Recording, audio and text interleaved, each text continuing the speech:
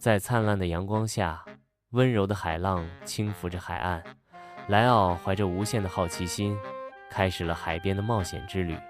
利奥的笑声回荡着，他沿着海滩奔跑，他的眼睛闪烁着光芒，为每一个新的发现而欣喜。微小的螃蟹成了他着迷的对象。当他探索沙滩的奥秘时，他们的动作深深地吸引着他。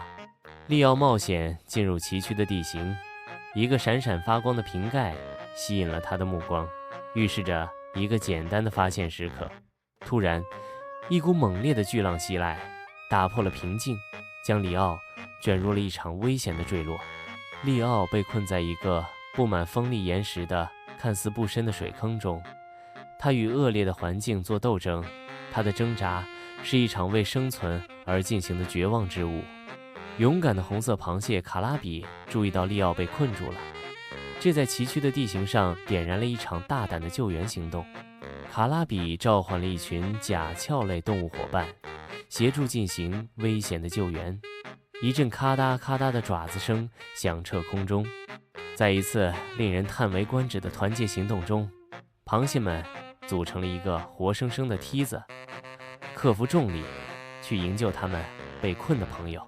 卡拉比以毫不动摇的精准度向利奥投掷了一条生命线，一条结实的藤蔓，连接了希望与绝望之间的鸿沟。里奥肾上腺素激增，抓住藤蔓，奋力向上攀爬。螃蟹踢，每一个动作都证明了他生存的意志。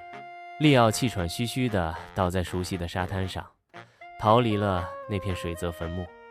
一股ရာ哈的感涌上心头。在充满感激的时刻，里奥高呼：“谢谢你，卡拉比！”卡拉比骄傲地挥舞着他的爪子作为回应，然后和他的螃蟹朋友们一起回到海里。利奥小心翼翼地回到宁静的海滩，心中充满希望，寻找他的小英雄卡拉比。一股感激之情涌上莱奥的心头，他想起了卡拉比的勇气和善良。